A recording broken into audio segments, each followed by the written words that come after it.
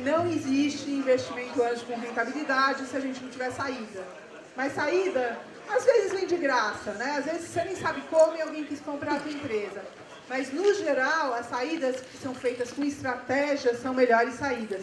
Então, a gente convidou aqui 3 investidores para poder contar as histórias de como eles construíram estratégias de saídas. Isso é extremamente relevante, porque o que a gente já aprendeu é que os investidores que desde o começo ajudam o empreendedor a olhar para esse caminho de estratégia de saída, têm um resultado que vem mais rápido e que vem muito melhor. Então, quero convidar aqui, vocês já conheceram logo cedo, o Flávio Pripas para moderar esse painel. O Flávio... É difícil apresentar o Flávio, né? Mas eu vou ler aqui. Ele foi nomeado como uma das 100 pessoas mais criativas nos negócios em 2012.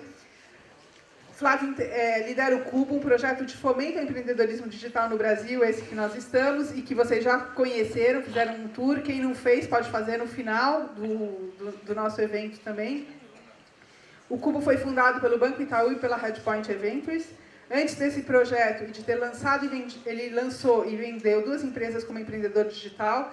Antes disso, ele foi diretor de tecnologia do Banco JP Morgan, head de desenvolvimento do Credit Suisse, e aí vai.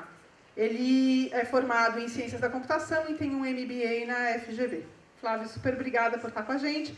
Quero convidar também o Gustavo Araújo. O Gustavo é empreendedor serial, venture capitalist e investidor anjo de startups.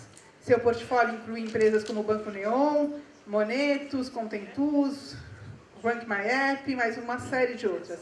Ele também é fundador e gestor da Life Venture Capital, focado em entretenimento. Quero convidar também para fazer o nosso painel o Bruno Pauletti. Ele é CEO e founder da Equity Rio Investimentos, diretor associado da Gavea Angels e associado da Anjos do Brasil, que é a parte mais legal. É graduado pela PUC do Rio de Janeiro, com desenho industrial e MBA em marketing pela GV. E também o Jordão Bevilacqua. Ele é bacharel em administração, com ênfase em marketing, MBA em gestão em marketing e pós-MBA em marketing digital pela GV. Ele é fundador e diretor de operações da Vetex Commerce, mentor de negócios do Founder Institute e head global de Growth e Small Business da Vetex. Muito obrigada por estarem com a gente. Bem-vindos, o palco é de vocês. Bom, pessoal, boa tarde. Acho que eu estava aqui de manhã, alguns de vocês já me conhecem. Prazer, Flávio Pripas, diretor aqui do Cubo. E o que a gente vai fazer aqui é um bate-papo. Aliás, a gente se conheceu agora. Prazer, Flávio, prazer, Flávio. Sabe que quem organiza evento sempre pede para, quando quem vai fazer painel, fazer um call de alinhamento. Eu acho que eu, pelo menos, não ia conseguir fazer esse call. Não sei vocês, mas assim fica mais legal, porque fica mais autêntico.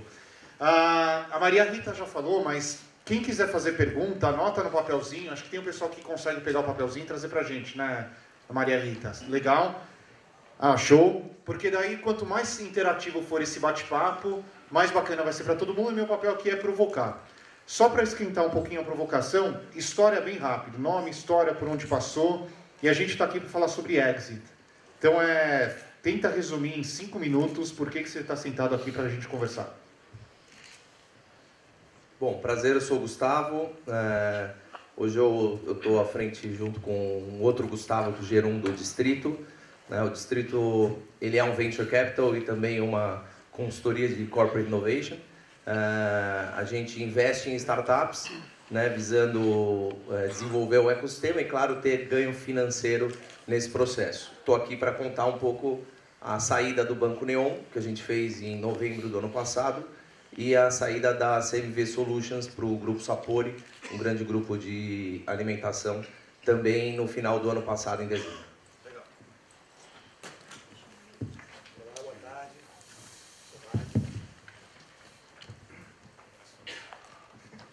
Boa tarde a todos. Obrigado, Maria Rita, pelo convite. Meu nome é Bruno, né? Eu sou, empreendedor, empreendo desde os 17, comecei empreendendo na faculdade. Com mais 2 colegas, fundei uma marca de moda chamada Carpe Diem. E assim foi até meus 23, 24 anos. Depois, fui fazer a pós-graduação e tal. E acabei migrando do varejo de moda para o varejo de alimentação. Acabei retornando à PUC, sou formado pela PUC, acabei retornando agora como empreendendo na área de alimentação lá dentro. Mas em 2011 eu tive a oportunidade, eu sempre fui um cara muito ligado à tecnologia, E em 2011, eu tive a oportunidade de investir num fundo, participar de um fundo de tecnologia, né? Sou cotista da Confrapar. Em 2012, fiz o meu primeiro investimento direto como anjo, perdão, meu segundo na época, e é por isso que eu estou aqui. Esse investimento ele teve seu exit agora, foi exatamente no dia 28 de dezembro de 2017. Essas datas a gente nunca esquece, né? Ficam gravadas na mente. Celular Direto, o nome inicial dela é Celular Direto, mas ela sofreu um rebranding, né? Precisava de um nome mais Google, e aí ela virou USA, né? Enfim, vou contar um pouco mais do caso mais à frente. E estou aberto aí para perguntas também. Meu nome é Jordão Mivilacqua, eu sempre fui o nerd da galera. Me especializei em marketing, sempre fui um apaixonado por growth. E a minha carreira inteira foi orientada para digital, né? E não podia ser de forma diferente. Acabou em algum momento que eu conheci meus sócios Alfredo e Ricardo e nós fundamos a X-Tech Commerce, que de 2015 para 2017 se tornou uma das 3 maiores soluções de e-commerce da América Latina em volume de clientes ativos, né? Nós fizemos o exit agora no finalzinho do ano passado, inclusive com poucos dias de diferença para ele, e fizemos o exit completo e hoje eu faço parte do corpo de executivos da Vetex, responsável por não só o produto que a X-Tech era, e incorporei outros produtos. Meu foco é totalmente orientado a growth lá dentro. Deixa eu aproveitar que você está com o microfone. Aqui a gente está para falar um pouco sobre jornada. Você já fez investimento anjo? E teve saída no investimento anjo ou só na Vetex? Nós lançamos empresas, nós Lançaram fizemos as então empresas. É saída como e empreendedor. vendemos. Exatamente. Tá, legal. E agora você tem grana para investir? Sim. Não, aqui é bate-papo. Você tem grana para investir. Eu ia fazer essa pergunta para vocês, mas eu estou pegando o gancho com você. Por que você investiria essa grana que você suou tanto para ganhar num negócio que tem tanto potencial de dar errado? Ou você faria isso ou não? Só fazer um parênteses, eu ouvi uma frase, Maria Rita, do Romero, num congresso de investimento anjo, não sei que ano que foi, talvez há 2 anos atrás, que ele falou que ele investia em startup que era a cachaça dele. Eu achei espetacular essa frase. Porque ele achava um tesão investir em startup. Você pretende fazer isso com a grana que você ganhou? Você vendeu 100% da sua participação? O que você imagina fazer? O objetivo principal é a diversificação, né? Então, a gente formou um pool, né? Eu em conjunto com meus 2 sócios, e hoje, por questões contratuais, a gente não pode fazer nenhum tipo de investimento no próximo, até um ciclo de 2 anos, se completar após o exit. E a ideia é efetivamente fazer a mesma coisa que fizeram com a gente. A conta é muito simples no meu mercado. Pode parecer meio esdrúxulo e fora do comum, mas assim, se a gente demitisse todos os funcionários da empresa, a empresa continuaria dando lucro durante 4 meses a 1 ano. Então, é risco, sim, mas depende do modelo de negócio. O modelo de negócio que a gente atua dentro de sites, dentro de software, para o target que a gente atua especificamente, tem lá seu nível de segurança, desde que você conheça a arquitetura de negócio, né? Mas, Bruno, investimento... Eu vou pegar... Oi? João. João, Bruno. Bruno, João? Bruno. Então eu falei certo, Bruno. Ufa, tá. Mas, Bruno, vamos lá, vou pegar o gancho dele. Diversificação de risco. A classe de ativo investimento anjo, eu não sei nem como está classificada no dicionário de investimento. Tá? Eu vim de banco de investimento lá atrás, é uma classe de ativo extremamente arriscada. O que fez você decidir investir em startup? Todo mundo aqui tem uma certa liquidez e em algum momento falou, quero investir. Por quê? Bom, como eu falei lá atrás, eu comecei investindo, como eu não tinha ainda o know-how para fazer investimento direto, eu investi através de um fundo, para mais ou menos entender como é que funcionava essa história. Só que eu como empreendedor, eu senti falta dessa pegada, dessa troca entre investidor e empreendedor. Eu não tinha isso. Que é isso que eu ia perguntar. Você conseguiu entender como funcionava essa história investindo através de um fundo? Não completamente, mas assim, hoje eu entendo a posição deles. Enfim, é um negócio altamente regulamentado, então eu entendo a posição deles, mas não era a minha pegada. Como eu falei, eu queria investir no mercado de tecnologia, a gente está falando de 2011, mas eu não tinha... Cara, eu ia perder muito dinheiro se fizesse um investimento direto. O que me fez investir na Celular direto, no final de 2011, foi me identificar muito com o empreendedor, me identificar muito com a liderança dele, com o propósito dele, com o mindset dele. Assim, eu costumo dizer o seguinte, eu gosto de investir em startups, hoje eu tenho 13 no portfólio, né, entre diretos e através de fundo. Eu gosto de investir em startups que eu gostaria de ter fundado. Essa é a minha premissa básica. Eu olho para o cara e falo, porra, que genial essa solução. Então, foi isso.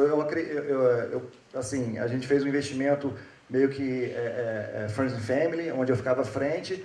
Era no mercado de telecom, então eu tinha como amarrar as pontas, saber tudo que ele falava, eu pesquisava, enfim. Foi que nem eu recente escrevi um artigo falando justamente sobre isso. Eu depositei praticamente todas as minhas fichas naquele investimento. Eu me entreguei mesmo como investidor. Eu nem conhecia o termo investimento anjo ativo, né? Cara, e hoje, eu olhando para trás, eu tinha até carteira, eu tinha até vale alimentação da empresa. Assim, eu cheguei em 2013, 2014, eu falava, Cláudio, porra, eu tô gastando muito dinheiro, porque eu ia lá toda semana. Eu moro em Ipanema. Eles usaram o seu dinheiro errado, cara, porque para pagar cartão para você tá errado. Pois é. E os outros sócios não tinham, eles devem estar sabendo agora, inclusive. Mas eu ia lá, cara, almoçar toda semana com ele. Eu sentava com um comercial, Então eu fui numa de querer aprender. Eu acho que esse que é o grande propósito do investidor. Tem que tirar esse label assim de, cara, eu sou investidor, eu tenho a grana. Caceta, cara. O empreendedor sabe muito mais que você, cara. Ele está criando um negócio que é muito mais valioso que você. Ele que está criando valor. Você, se você não fosse você tem que entregar valor para ele também. É isso que ele espera de você também. Enfim, aí eu foquei muito assim nesse investimento e botei tanto foco que, assim, junto obviamente com outras rodadas, com a composição de investidores muito bacanas que se complementaram, e algumas rodadas depois o negócio pegou uma atração incrível a ponto de pegar 100% do market share no mercado de telecom. Você imagina o que é você ter que, claro, Vivo, TIM e Oi, usando a sua plataforma, né? Plataforma, a gente não fala plataforma, a sua solução de tecnologia. Sim, a gente virou a máquina de venda das telecoms. Sim, e hoje a USA é investida pela Advent, não é? Sim, ela foi adquirida pela Advent. Na verdade pela Allied, né? Que é distribuidora de aparelhos, com uma margem, faturamento de bi, mas com uma margem ridícula. E agora fez a aquisição para reportar uma margem melhorzinha para a Advent. Não, legal, mas eu queria continuar nessa questão da jornada, do início de jornada, por que investir com o Gustavo, mas usando uma palavra que a gente usou aqui nas duas vezes, que é a diversificação de portfólio. Você tem 13 investimentos, tinha 13 investimentos, e investir como anjo em uma para ser um investidor ativo é porque você teve tesão por aquela empresa, quis entrar no dia a dia lá e quis ver até onde ela poderia chegar com a sua ajuda. Agora, você ser investidor anjo, investir no portfólio, é uma estratégia completamente diferente. Como que você enxerga isso? E por que você começou a investir? Bom, eu comecei a investir em startup. Antes, posso fazer uma pergunta? Quem aqui já tem algum investimento em startup? E quem aqui já teve algum tipo de saída desses investimentos? Legal? Bem bacana. Bom, eu comecei a investir em startup em 2014. Então, eu faço um investimento em aproximadamente 4 empresas por ano, tá? E comecei a investir nisso basicamente porque tem um perfil de risco mais arrojado, então busco retornos maiores do que produtos financeiros, né, normais de banco, de prateleira, né, e acredito muito na transformação que a tecnologia está causando na maneira como a gente vive, né, na maneira como a gente consome, se informa, enfim. E queria participar dessa transformação e ter ganhos financeiros com ela também. Então comecei em 2014, Banco Neon foi um dos primeiros investimentos, mas entrando na tua questão de diversificação, eu entendi que nesse mercado de altíssimo risco, e realmente eu considero que investir em startup é talvez a atividade de investimento de maior risco, equivalente a talvez cripto hoje em dia, entendi que a diversificação era fundamental. E falando também já um pouco sobre a saída, acredito muito que o processo de saída é um processo totalmente ativo do investidor junto com o empreendedor, ou seja, a saída ela não acontece por acaso e ela, pelo contrário, ela é muito suada. Então, as duas saídas que a gente teve, tanto no Banco Neon quanto na CMV Solutions, foram duas saídas muito suadas, de muito trabalho, focado em vender essas empresas, em puxar novos rounds ou realmente uma venda estratégica. Então, tive dois tipos de saída diferentes. A CMV Solutions é uma empresa de tecnologia de gestão de compras, ela foi vendida para o Grupo Sapori, um grupo que fatura perto dos seus 3 bi aí de reais em alimentação. E o Banco Neon foi investido por fundos de fora do Brasil, alguns também de dentro do Brasil, e a gente saiu nessa pré-rodada como anjo. Então foram dois estilos de saída completamente diferentes. Uma venda estratégica e uma Series A para vários fundos. E as duas foram muito difíceis, muito suadas. Foram muitas reuniões com diversos proponentes interessados nos deals. E o que a gente percebe a saída realmente não existe se o investidor, ou seja, e o empreendedor não fazem um trabalho proativo de venda desse negócio ou de saída do investimento. Você ter cash out numa venda para um estratégico, até que dá para entender muito fácil. Você ter cash out no investimento Series A é difícil de entender. Conta um pouquinho mais dessa história. Bom, o Banco Neon é um investimento que durou para nós cerca de 3 anos, né? Então, os números são confidenciais, mas a gente entrou bem no comecinho da empresa, a gente fez as 2 primeiras rodadas, então a gente tem múltiplos de 2 dígitos aí, bem perto de quase 3 dígitos, então foram múltiplos bem altos. Na realidade eu busco outros bancos neons todos os dias e basicamente, ou seja, a empresa precisava captar. Você sabe bem, conhece a natureza do negócio. É um negócio que queima capital numa velocidade absurda, né? Então a empresa custava alguns milhões de reais por mês e realmente tinha uma atração impressionante. Talvez o primeiro, junto com o original, né? Os 2 primeiros bancos digitais aí do Brasil, realmente adquirindo um tipo de usuário diferente, que busca uma relação com o banco digital, que não quer ir na agência, enfim. Então o Banco Neon, ele atraiu bastante gente por ter sido um dos primeiros e foi um trabalho, assim, até fechar a rodada, a gente não sabia se daqui a 4 meses a gente ia fechar a empresa ou se ia realmente para um plano novo de mais 2 anos na estrada. Então foi uma rodada alta, né? Foi uma rodada anunciada de 72 milhões de reais, anunciada agora em junho desse ano, e que a gente considera como um Series A padrão americano, né? E nós saímos como anjos porque a gente entendia que depois de 3 anos, e a empresa já no patamar que estava, 250 funcionários, realmente já em outro nível, o nosso papel já estava feito lá.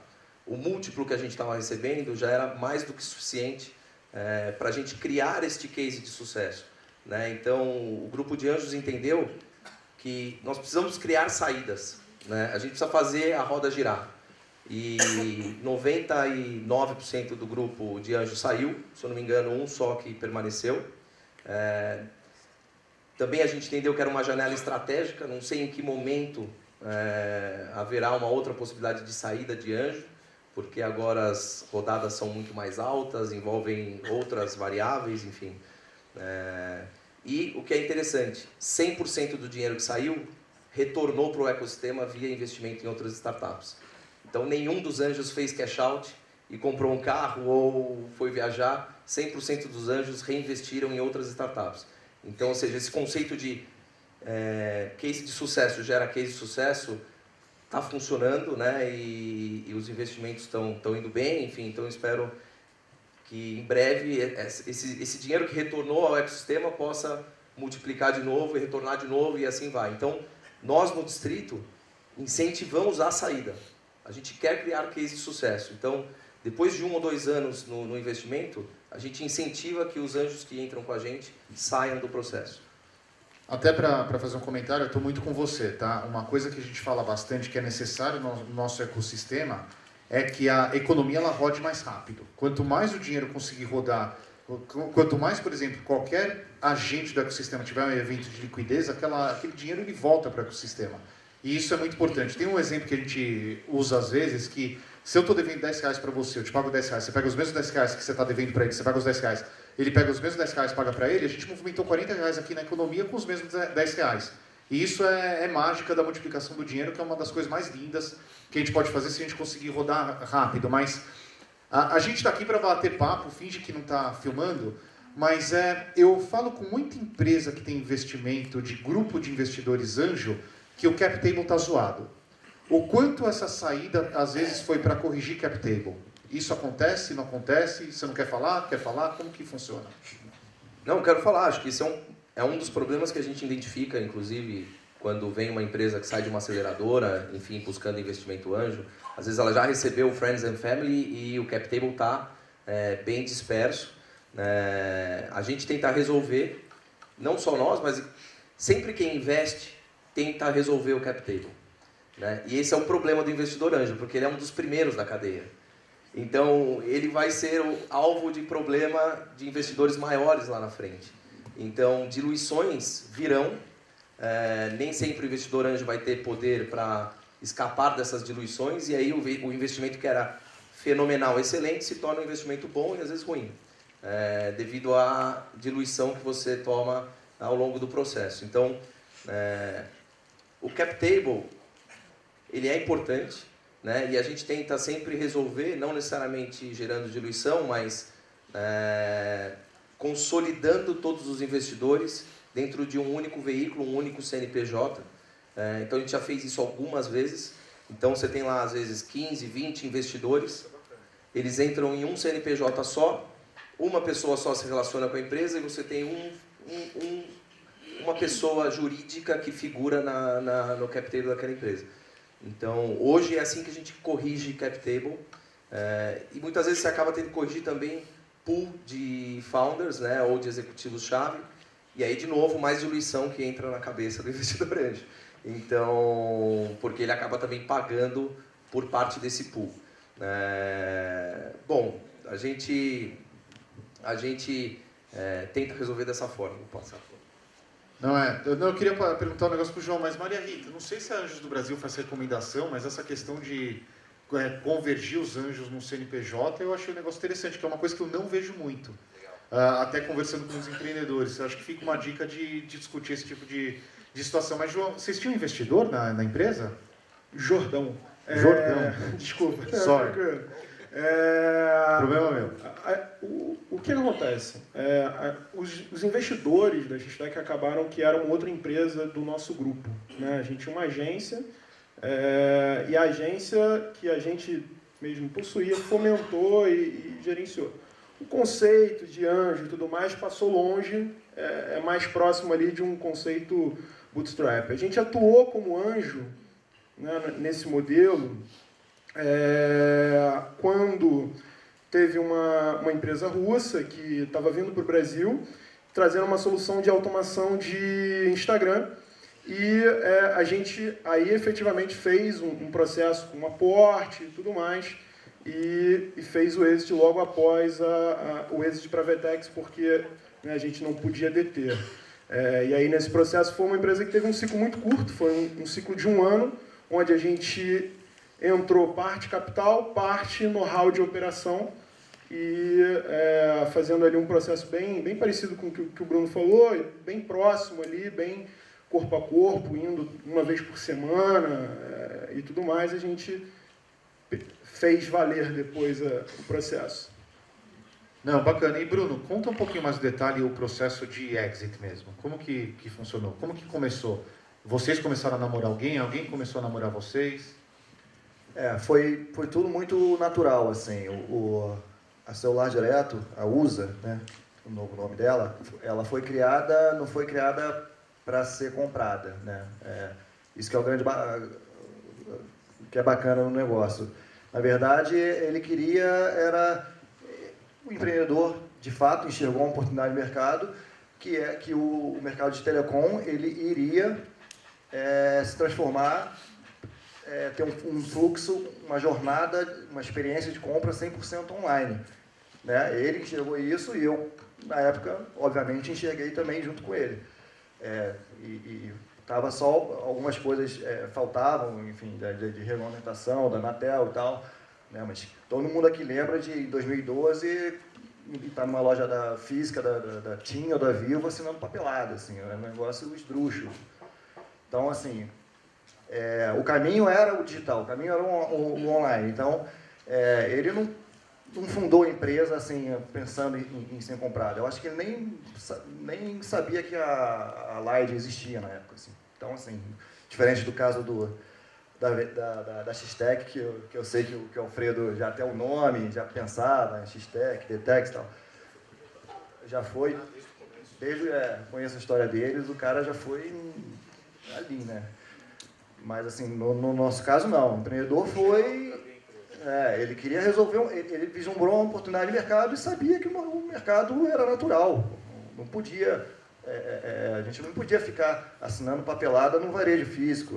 O caminho do Omnichannel já estava mostrando que ia acontecer. E as operadoras, o founder é um cara de telecom, ex-executivo de telecom. Então ele sabia que o core business da operadora, cara, o operador é um dinossauro, o core business deles é rede, antena, cabeamento, é outra coisa. O negócio deles não é vender online. Eles tentaram por várias vezes vender, tiraram a loja virtual da gente, vendia, olhava assim o resultado, putz, com vocês estava vendendo 300% a mais, volta pra gente. Então, assim, o nosso core era falar, cara, me dá o seu produto, me dá a sua oferta, que eu vou vender online esse troço para vocês. Contando um pouco do exit, demorou, cara, 1 ano, assim, começou lá em final de 2016. A empresa gerando caixa, até o board começou a sondar, o próprio empreendedor, falando, cara, acho que está na hora da gente começar a olhar isso, porque estava gerando caixa, pagando dividendo, distribuindo dividendo. Olha só que absurdo, uma startup distribuir dividendo. Nunca vi isso. E a gente começou a olhar assim, caraca, esse empreendedor vai começar a torrar dinheiro. E começou a criar outras verticais de negócio. Vamos vender esse troço. Vamos fazer o seguinte, então faz o rebranding, abre a vertical de telecom, essa aqui, vamos empacotar ela, botar a pena nesse pavão aqui, vamos vender esse troço. E foi isso. Aí ele começou a tentar vender, desvirtuou, resultado, ele começou a andar de lado, ele falou, não, aí pegamos um sócio do board, colamos ele no advisor, M&A, contratado, especializado nisso, e o founder o empreendedor, o CEO ficou focado em entregar o EBITDA lá prometido. Mas esse ponto é legal. Então foi uma decisão de board, olha, está na hora de vender, porque senão essa empresa vai desfocar e a gente vai perder o bonde, foi isso? Ele demorou um Tá. ano. E o board ajudou a montar uma estrutura dentro da empresa para que ela fosse vendida? O board ajudou a contratar o melhor advisor em M&A. Tá. É isso. E as portas nos potenciais compradores, quem que abriu? Board mais M&A. Board mais M&A. Legal. Então foi um processo assim completamente planejado junto com o empreendedor desde o primeiro momento. Claro, final de 2016 até um ano, demorou um ano. Tá. Aí foi planejado. Mas é porque a gente viu que o negócio poderia começar... Tá, você comentou, Jordão, agora eu não errei, né? Sorry. Mas no caso da X-Tech, ela foi aberta para ser vendida para a Vtex. Se é que eu Foi. posso falar dessa maneira. Sim. Foi. Lá atrás, na situação da agência ainda, nós fomos no evento Vtex Day, hoje é um evento de 14 mil pessoas, o maior evento da América Latina. Era um evento bem menor, né? E nós fomos falar lá com o Mariano, né, a rede global da Vtex. E o Mariano falou, não, para de fazer plataforma, implementa aqui a Vtex e tudo mais. E a gente viu que tinha uma lacuna de produto que ela não atendia, que era pequenininho, ela atendia corp, né? E ele falou, não, Mariano, a gente tem isso, quer comprar? Não, não é, não, vocês não são ninguém. E aí a gente tomou a decisão de que, tá, então vamos ser alguém nesse mercado e tudo mais. Isso foi em comecinho de 2015, né? O Vtex Day acontece no começo do ano. E aí a primeira decisão que a gente tomou foi, cara, vamos fazer uma marca que confunda com o nome Vtex, X-Tech Vtex e tudo mais. E aí tinha situações do pessoal ligando, não, eu vi o evento de vocês lá em São Paulo, sensacional.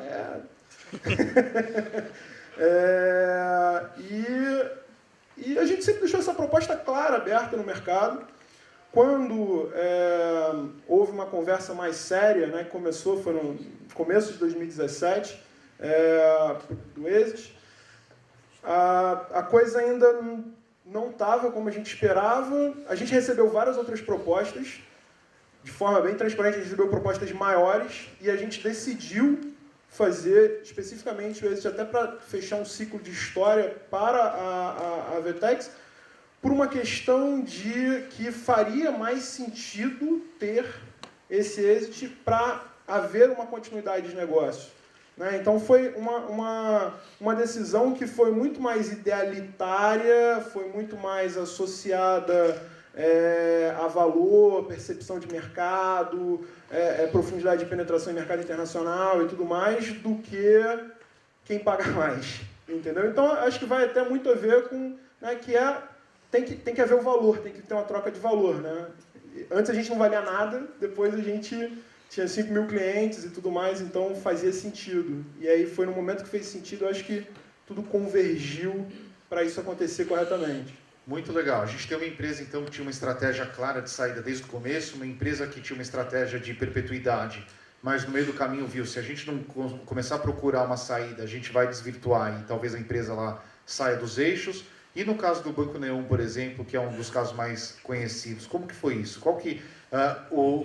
Como investidores, vocês atuaram forte nessa questão de saída ou foi o momento da empresa de capital Series A que permitiu que isso acontecesse?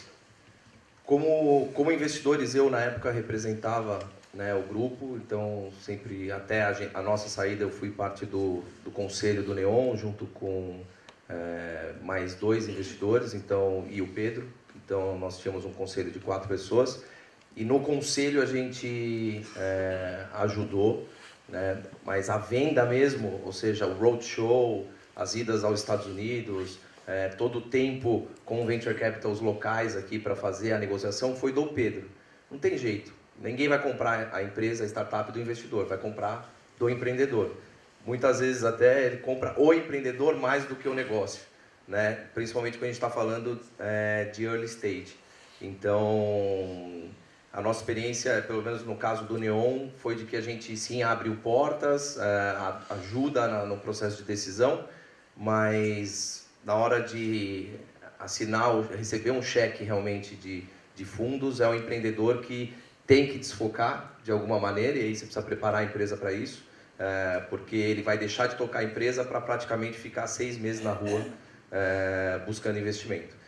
E eu acho que uma coisa, como tem bastante gente que investiu, né, em startup aqui, obviamente está buscando também uma saída, a gente entendeu lá no distrito que a saída está no Brasil em grandes empresas.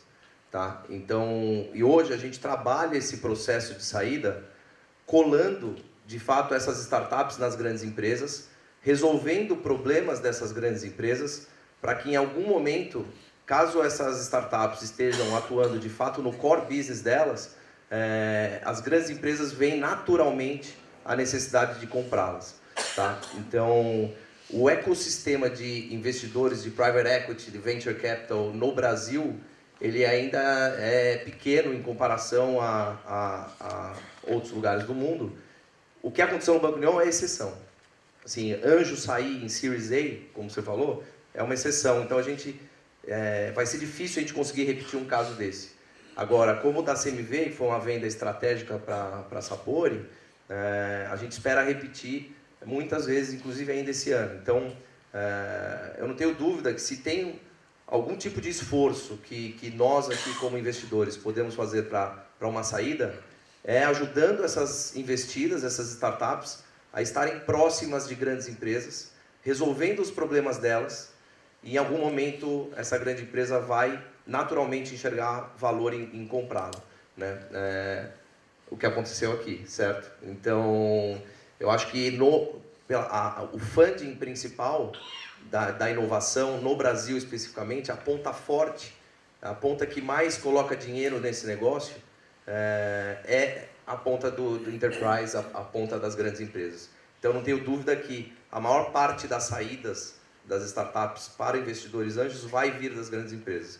Então, acho que esse é o grande aprendizado que a gente teve nesses 4 anos investindo, e hoje a gente faz um trabalho grande para que todas as nossas startups, mesmo sendo B2C, estejam conectadas, conversando e coladas em grandes empresas que também estão olhando, às vezes, aquele mesmo consumer que elas têm. Então, enfim. Não, mas sabe que eu concordo totalmente com você. Obrigado. Gente, se vocês tiverem pergunta, é só pedir o papelzinho, tá? Pra gente fazer pergunta. Mas eu concordo total. Desde o primeiro dia do Cubo, o Cubo vai fazer 3 anos agora. E a gente falava que 2016, 2017, a gente estava ensinando grande empresa a trabalhar com startup, contratar startup como fornecedora. 2017, 2018, a gente esperava que grandes empresas começassem a contratar startup em maior volume. Então, 2016, 2017 era educação de mercado. 2017, 2018, que a gente está agora, é começar a girar esse mercado, mas relacionamento cliente-fornecedor. 2018, 2019, a gente acha que vai ser grande empresa começando a investir. Só que a gente não é muito fã de investimento direto, porque não é o core business da grande empresa fazer investimento direto. A gente acredita que investimento em fundo vai abrir o leque de mercado, vai abrir radar de mercado. E 2019 e 2020 a gente fala que vai ser o momento de grande empresa começar a comprar, que é o que vai fazer o mercado aqui no Brasil girar um pouco mais rápido. Deixa eu ir para a pergunta do Ives Nogueira, da Tino, para o Gustavo. Ives, ali, legal. Quantos investidores anjos participaram do round no começo e do exit do Banco Neon? Você tem ideia do número de investidores que participaram? E qual o ticket médio que cada um fez nas rodadas? Perfeito. Bom, vou falar... Esse caso reflete exatamente a maneira como a gente opera. Então, o Distrito Ventures ele investe 20% da rodada em capital próprio e levanta 80% da rodada com investidores conectados na nossa rede. Tá? Hoje a nossa rede tem um grupo de mais ou menos 200 investidores, alguns family offices e a grande maioria pessoas físicas. Como funciona? O nosso ticket médio é de R$1 milhão por aporte e a gente tende a dividir em... Não, por aporte total. Por aporte total. Vocês entram 200 e a rede e aí entra 800, a gente tá. capta 800 com a rede e normalmente a gente fraciona em cotas de 100 mil ou 50 mil. Então são grupos aí de 10 a 20 pessoas. Tá? Então todos os nossos investimentos são grupos de no mínimo 10, no máximo 20 pessoas que ingressam em um CNPJ. A gente abre uma conta no Banco Neon, coloca o dinheiro lá e faz um mútuo conversível com a startup, então a gente fica fora do cap table durante os primeiros 2 anos e aí depois de 2 anos converte. Legal. Bruno, eu queria só fazer uma provocação. Investidor tem que ser ativo ou passivo? Total ativo. Eu não vejo assim. Quem for investidor passivo, de fato está ali fazendo puro investimento em ações e gerenciamento de portfólio. E ele sabe que não vai poder reclamar depois de perder tudo. Não sabe nem, às vezes, recebe o reporte lá, não sabe nem responder para o empreendedor, não sabe nem questionar, enfim. Mas o cara está na posição dele. Mas eu enquanto empreendedor... É que empreendedor e investidor é engraçado, né? É o mesmo chapéu, tem as mesmas questões, e, assim... Então, assim, enquanto empreendedor e investidor, é total ativo, sempre. Colado na equipe. Mas daí eu vou voltar para você. Como que você vai ser investidor ativo se você tem um grupo de 20 pessoas investindo?